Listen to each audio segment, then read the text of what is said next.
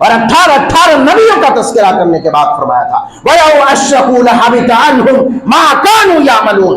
اے میرے پیغمبروں کی جماعت، اے میرے بندو، یہ سن لو، ہم نے 18 نبیوں کا تذکرہ کیا ہے اور اس کے بعد یہ بات کی تنبیہ کی ہے، اے میرے حبیب اگر یہ سب کے سب شرک کی آلائش سے اپنے آپ کو داغدار کیے ہوتے تو ہم نے ان کے تمام اعمال کو غارت کر دیے ہوتے۔ یہ دھمکی کسی عام آدمی کو نہیں دی جا رہی، کسی عالم کو نہیں، کسی مولوی کو نہیں، کسی پیر کو نہیں، کسی بھگاڑے کو نہیں، بلکہ ان تمام بزرگ ہستیوں کو اللہ اپنے برگزیدہ بندوں کو دے رہا ہے۔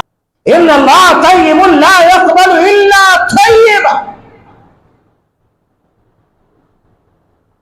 اللہ کے پیارے حبیب علیہ الصلوۃ والسلام کا ارشاد ہے کہ اللہ تو صرف ستھرا، نتھرا، صاف، شفاف چیزیں ہی قبول کرتا ہے۔ اللہ تبارک و تعالی جو عمل بندے کا قبول کرتا ہے وہ بالکل صاف و شفاف، ستھرا اور نتھرا ہو، اس میں کوئی آلائش نہیں، کوئی داغ نہیں، کوئی دھبا نہیں، کسی چیز کی ملاوٹ نہیں۔ اس لیے سب سے پہلے ہمیں اپنے آپ کو شرک کی گندگی سے پاک کرنی چاہیے۔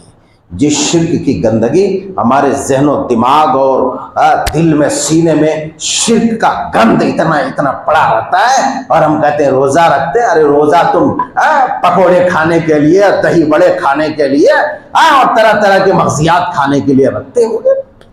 اگر شرک کی گندگی ہے تمہارے اندر، وہ شرک کی گندگی جس شرک اور کفر کے پاداش میں اللہ نے اپنے نبی کو دھمکایا تھا اور 18 نبیوں کا تذکرہ کرنے کے بعد فرمایا تھا وَلَوْ أَشْرَكُوا لَحَبِطَ عَنْهُمْ مَا كَانُوا يَعْمَلُونَ۔ اے میرے پیغمبروں کی جماعت، اے میرے بندو، یہ سن لو، ہم نے 18 نبیوں کا تذکرہ کیا ہے اور اس کے بعد یہ بات کی تنبیہ کی ہے، اے میرے حبیب اگر یہ سب کے سب شرک کی آلائش سے اپنے آپ کو داغدار کیے ہوتے تو ہم نے ان کے تمام اعمال کو غارت کر دیے ہوتے۔ یہ دھمکی کسی عام آدمی کو نہیں دی جا رہی، کسی عالم کو نہیں، کسی مولوی کو نہیں، کسی پیر کو نہیں، کسی بھگاڑے کو نہیں، بلکہ ان تمام بزرگ ہستیوں کو اللہ اپنے برگزیدہ بندوں کو دے رہا ہے، جن بندوں سے شرک کے صدور کا کوئی امکان ہی نہیں ہے۔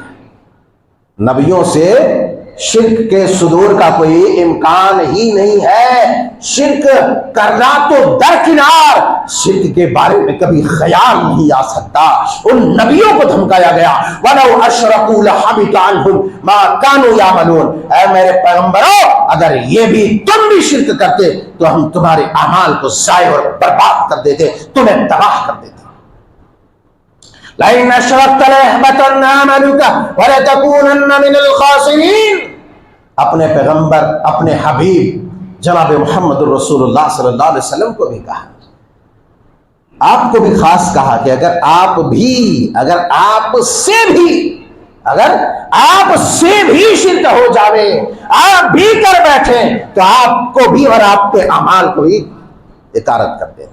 آپ کے اعمال اکارت ہو گئے مطلب کیا؟ آپ برباد ہو گئے۔ تو کہنے کا مطلب یہ ہے کہ سب سے پہلے شرک کی گندگی سے پاک کریں، رمضان المبارک کے لیے اپنے آپ کو تیار کریں۔ آپ یہ کیوں نہیں سوچتے